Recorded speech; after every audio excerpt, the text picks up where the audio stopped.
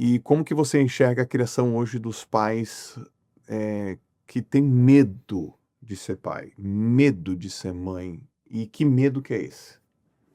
Duas coisas. Maravilhosa a sua pergunta, a perspectiva, né? Na verdade, quando a gente fica negociando com o filho, a gente precisa ter algo muito consciente. Você foi muito feliz na sua fala e existe embasamento teórico para a sua fala. O equilíbrio psíquico, o Lacan vai dizer, está no grande não. O Lacan diz, todo ser humano, para que ele cresça e tenha equilíbrio psíquico, ele tem que ter uma figura de autoridade. Certo. Que o Lacan chama de o grande não e que ele vai dizer que, em geral, está ligado muito à autoridade paterna. A neurociências vai dizer que o nosso cérebro só termina de evoluir e de se completar aos 21 anos. Certo. Até os 21 anos, nem seu cérebro está completo, você nem tem condição. Então, não é que o seu filho não tem opinião, é que ele não tem maturidade, nem fisiológica. Uhum. E o único bicho que nasce, o único bicho na natureza que nasce e que o pai ou o genitor precisa acompanhar é a raça humana. Todos os outros não. Todos os outros nascem prontos. A única raça que nasce não pronta é o ser humano. Eu gosto muito da base da biologia. A natureza, ela fala por si. Se o único bicho que nasceu não pronto e que precisa ser acompanhado é o ser humano, então é porque essa autoridade ela é importante. Perfeito. Então é porque essa tutoria é importante, porque se não fosse, nós não seríamos prontos. Perfeito. A vaca, se ela largar o bezerro para lá, ele pasta sozinho, ele se vira. O leão, idem. Eles estão programados já com tudo que eles precisam saber. Eles já nascem prontos. O ser humano é o único que nasce não pronto. Ele vai se fazendo durante a vida. E ele precisa dos genitores ao lado dele para ensinar. A natureza está falando. A cultura precisa falar a mesma coisa. Nós não podemos falar algo diferente do que a biologia está mostrando. O meu filho tem que escolher. Não, ele não tem. Boa. Ele não tem. Primeiro, porque nós temos toda uma bibliografia que vai provar que ele não tem, porque ele não tem condições de escolher, e se você está na vida dele é porque você é necessário. E existe uma coisa que chama subordinação, ou subordenado, debaixo da ordem de alguém. Uhum. A gente só vai tirando debaixo da ordem à medida que ele pode. Então, o menino já sabe amarrar o tênis, agora ele já pode amarrar sozinho. Uhum. Ele já sabe escolher roupa, agora ele pode escolher sozinho. Mas uma criança de 3 anos não escolhe a roupa que ela vai estar. Porque ela não sabe temperatura, mudança de tempo, mudança de clima, mudança... mas eu desenvolvi autonomia. Não, você vai desenvolver autonomia por outra perspectiva, não é nessa. Uma criança de 3 anos não escolhe o que ela vai comer. Ela não entende de nutrição, ela vai comer fine o dia inteiro. Besteira, doce, Coca-Cola. Quem entende de nutrição é você. Um menino de 15 anos não entende de perigo social. Ele não sabe o quanto a rua é agressiva, violenta, o quanto drogas são um problema, o quanto jogos online são um problema gigantesco. E quem precisa saber disso é você. Então, ou essa história tem autoridade, e eu não estou falando de autoritarismo, eu estou falando de autoridade, e aí eu gosto muito quando a gente embasa isso. Porque aí tem autores e estudos que comprovam. Só vai ter estabilidade psíquica ser humano que teve autoridade na infância. Nós estamos falando de desestabilização. Por isso nós estamos vendo atrocidades. Quando um filho erra, a família inteira errou. Um filho não erra sozinho. Então tem toda uma perspectiva de questões que nós precisamos olhar e a forma com que nós vamos conduzir isso. O filho, ele só vai escolher quando ele tiver condições de escolher. Até que ele não tenha condições, quem escolhe por ele é você. É isso aí. E é necessário, e isso é biológico. Por que que os pais de hoje em dia negociam tanto? Porque os pais de hoje em dia querem ser amados. Nós somos uma geração de pais e mães carentezinhos. Nós somos doidinhos que os nossos filhos nos amem. Seu pai perguntou pra você, depois no colo, e falou, Joel, eu te amo, papai. Algum dia ele fez isso? Nunca. Você me ama. Fala pro papai que você me ama. Nunca, nunca. Seu pai não estava preocupado com isso. Seu pai queria ser respeitado. Por consequência, ele era amado, porque só se ama a quem se respeita. A gente não ama quem a gente não respeita. Os pais de hoje em dia fazem tudo para serem amados, por consequência, não são, porque não se ama a quem não se respeita. Então, se você tiver que negociar com seus filhos entre ensiná-los a te respeitar ou ensiná-los a te amar, ensine-os a te respeitar. A partir daí, eles vão desenvolver amor. Qual que é a perspectiva da educação atual? A gente morre de medo de contrariar, de frustrar. Ser humano sem frustração não cresce. Uhum. Ser humano sem frustração não evolui, não desenvolve maturidade psíquica. A gente morre de medo de falar não, não pode, não vai, aqui sou eu que mando. Parece que não pode falar que manda. Eu brinco que lá em casa, eu falo assim, aqui, meu castelo, minhas regras. Aqui eu e seu pai somos o rei e a rainha, vocês são os vassalos. Vocês circulam aqui por dentro do castelo. Aqui a gente cria regra, descria, muda. Ah, mas ontem a senhora falou que podia. Pois é, mas hoje eu resolvi que não pode. Eu não tenho compromisso com o erro. A regra é minha, eu faço o que eu quiser com ela. Sim. Se eu decidir que não vai, pronto, e acabou. Ah, mas eu já tenho 24 anos, mas você ainda mora dentro da minha casa. Aí o dia que você tiver a sua, aí eu não vou ter preocupação, não vou ver se chegou bêbado. Aí, meu filho, ó, welcome to the jungle. Enquanto estiver aqui dentro de casa, nós somos uma comunidade. E é bom quando for bom para todo mundo. Quando for bom para um só, aqui, ó. Não, para cima de mim, não. Vai andar direito, sim. Até porque eu tenho exemplos, eu vejo todo dia isso em consultório, o problema que isso dá quando isso não acontece. E isso não é opinião pessoal. E isso que eu acho mais gostoso. Sim. Isso não é opinião pessoal. Isso são anos e áreas de estudos que comprovam isso. Então, qual é a questão dos pais na atualidade? O medo de frustrar e a necessidade de serem amados. Você falou muito bem. De onde que veio isso, André? De onde que vem isso? Porque grande parte desses pais tiveram pais que não fizeram isso. De onde que você acha? E aí prometeram que iam fazer diferente, fizeram mesmo. Entendi. Não se escreve algo desprezando o que foi escrito antes. Muito bom. O pessoal que eu rasga pudesse- a cartilha, começa uma nova e ignora essa aqui, né? Para que eu pudesse trazer essa psicanálise que está fazendo tanto sucesso, que as pessoas estão gostando tanto, eu precisei considerar muito Freud, Lacan, Winnicott, Klein. Não dá para rasgar tudo e falar, eu vou começar uma nova. Sabe qual que é o problema da nossa geração? Nós olhamos para os nossos pais e dissemos, tudo que eles fizeram foi horroroso.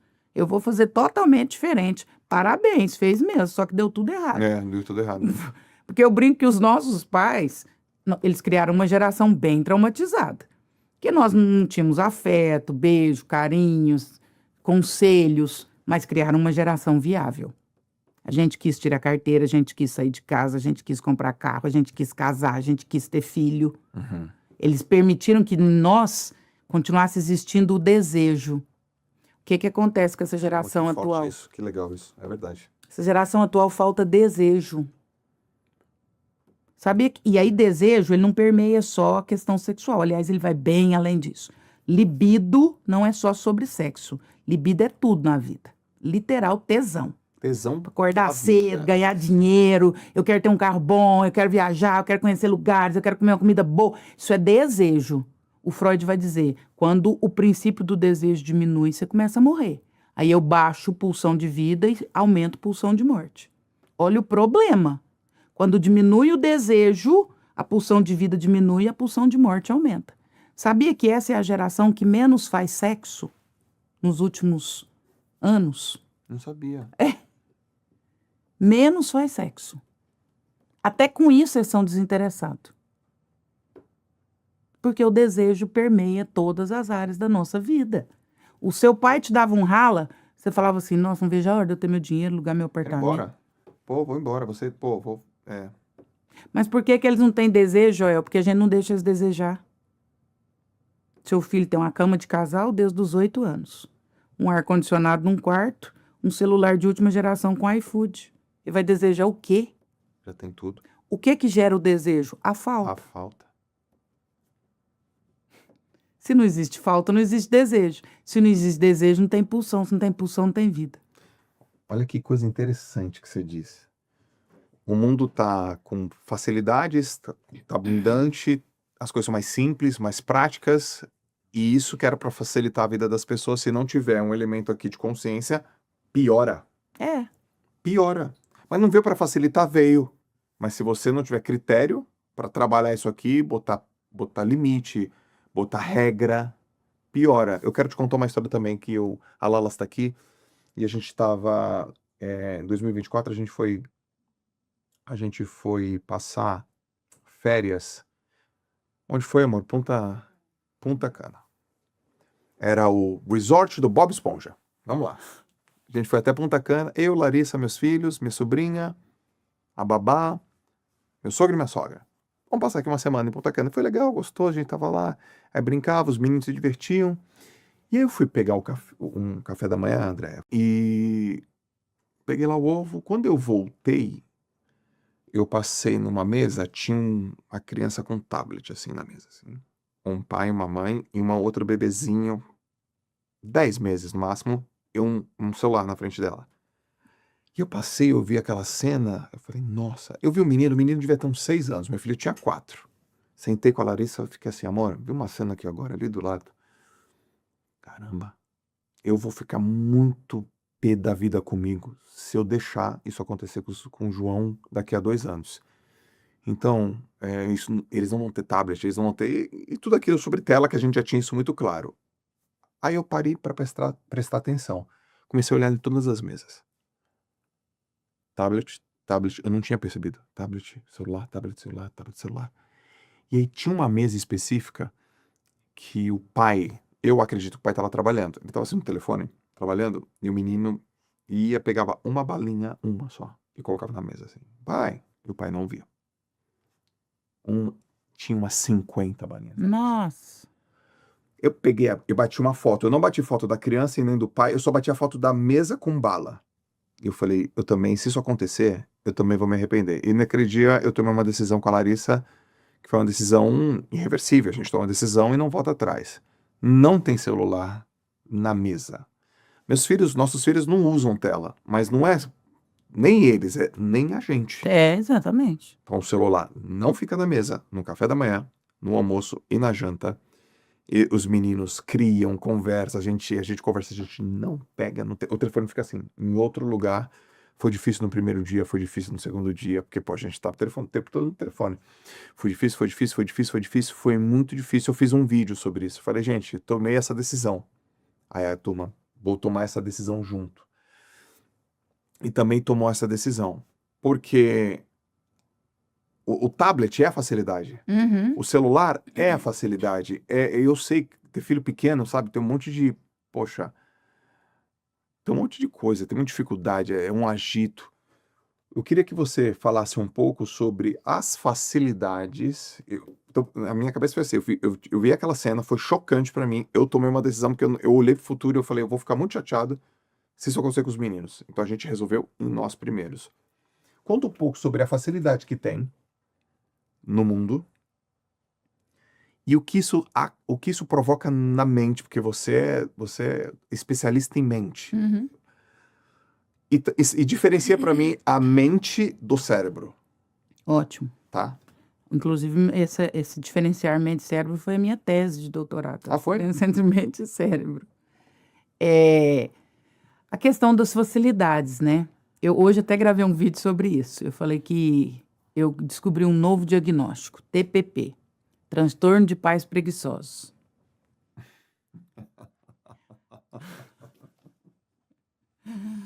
Ai, ai. Transtorno de pais preguiçosos? Criar filho dá um trabalho tremendo. Muito. Muito trabalho. Nos primeiros meses, eles não dormem. Depois, quando eles começam a dormir, você acha que eles morreram. Aí você acorda a noite inteira para olhar se eles estão vivos. Sim. Até os 7 anos, eles fazem tudo para morrer. Eles sobem coisas, batem a cabeça, eles quebram o dente, eles rumam as doenças doidas. Eles só decidem que vai viver aos 7. Pode prestar atenção. Até os 7, a luta deles é insana para ir embora. Cheguei em casa um dia, um rachão no meu de Tô 3 anos, uma testa rachada. Eu sobe numa mesa. Nós fomos na casa de um vizinho nosso essa semana, a menininha de 1 ano, gente. Ela subiu na cadeira, da cadeira pra mesa, ficou em pé, uma mesa de vidro. Falei, isso é uma tentativa de suicídio. Até os 7, eles lutam insanamente pra morrer. Dos 7 aos 14 é aquele flagelo que eles ficam feios, cai o dente, os braços ficam grandes, eles ficam horrorosos. Dos 14 pra frente, eles ficam chato pra caramba. Ou seja, criar filho é complexo, é chato, é trabalhoso. E se você é preguiçoso, aí atualmente tem recurso. Sim. Porque é muito melhor a minha filha chegar Hoje, nós saímos pro aeroporto 3 horas da manhã. Uhum. Ela acordou e foi contar o que aconteceu na faculdade ontem, no trote. Era muito mais fácil dizer vai dormir, ligar a televisão, Sim. do que ter que ouvir aquilo. Tava arrumando mala, tava fazendo uma coisa errada. É muito, muito mais fácil criar um recurso para justificar. Eu brinco que é transtorno de pais preguiçosos, mas na verdade nós temos inúmeras atividades. Então é muito mais trabalhoso você ter que lidar com isso. Então, você entrega um celular, você entrega um tablet, você dá um negócio, distrai a criança, e aquele tempo que você teria ali que se desgastar, acho que foi até a Bia, Ana Beatriz Barbosa, que me perguntou sobre maternidade, se eu acho que todo mundo tem dom. Eu acho que deveria ter teste de aptidão para ser mãe e pai. Não é para todo mundo, e tá tudo bem, acho lindo quem admite. Não quero, não posso, não é para mim. Sim. Muito melhor do que ter de qualquer jeito, porque é insano. É trabalhoso. Você tem umas coisas que você tem que gabaritar. Você tem que tirar da fralda, você tem que ensinar a andar, você tem que alfabetizar, você tem que pôr aparelho, você tem que ensinar a nadar, você tem que tirar carteira, você tem que pôr na faculdade, olha o tanto de coisa, até que você põe esse bicho pronto. E aí, a preguiça, ela vem de quando a gente não quer lidar com essas histórias. E aí você tem recurso. Quando meu filho era pequeno, Tomás, nós fomos sair para comer um espetinho. Deixa eu levar o celular. Falei, não vai. Na época só tinha aqueles joguinhos pequenininhos, minigame. Então vou levar meu minigame. Não vai também. Mas o que eu vou fazer lá no espetinho? Comer Até o espetinho chegar. Falei, eu esperar? Ué, mas eu vou esperar fazendo o quê? Falei, experimentando o tédio. Aí meu marido olhou pra mim e falou, você vai pôr esses meninos doidinhos da cabeça. Falei, você vai experimentar o tédio. Você vai ficar à toa esperando o espetinho chegar.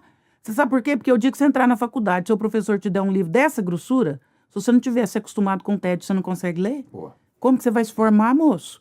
Então você vai sentar lá e esperar. Tinha trenzinho, brinquedo, quando você era pequeno, seu pai te levava pra comer alguma coisa? Brinquedo? É, aqueles restaurantes que tem, lá em Uberlândia tem, em Minas tem. Restaurante que tem Espaço Kids. Eu não lembro, não. Hoje tem, não tem? Tem. Ai, se você levar num restaurante uma criança, não tem E espaço. não tem espaço aqui. É uma Disneyland os restaurantes. Você não tem um pingo de paz pra comer. É bolinha comendo na cabeça, menino entra na piscina de bola, e menino corta, e nossa, que flagelo é aquilo. É. A gente sentava na mesa, esperava a comida chegar, ué. Isso. E se fizesse bagunça. Mas hoje nós temos todo um arcabouço para facilitar esse trabalho todo, que vai criando essa condição. Então é muito mais fácil. E claro, gente, claro, eu sou sensível a isso. A gente chega cansado, e eu admito, você trabalha o dia sim. todo. Tem gente aí lutando com a vida, pega 2 ônibus, um monte de coiseira, chega em casa 8 horas da noite, tem que fazer janta, aí menino tem dever, aí você tem que dar atenção. Claro que é muito mais fácil você propiciar um recurso, mas esse é o ideal? Quando você foi ter filho, você imaginou que ia dar trabalho? Ou você imaginou que só ia ligar e desligar na hora de tirar foto para o Instagram? Tem um botãozinho de liga e desliga. A hora que vai tirar foto, eu ligo e depois eu desligo. Esses dias no avião, 2 mulheres comentando atrás de mim. Ai, acho pousar lá na cidade agora, eu não acredito, que eu ainda vou ter que chegar lá em casa e cuidar daqueles meninos. Eu até olhei assim. Pensei, eu não acredito como, linda? Quando você pensou que você ia ser mãe, você achou que ia ser como? Uhum. Que ia ser assim, um mar de rosas, que é tudo bem tranquilo. Então, é esses recursos que a gente vai lançando mão. Você tem que ter lucidez.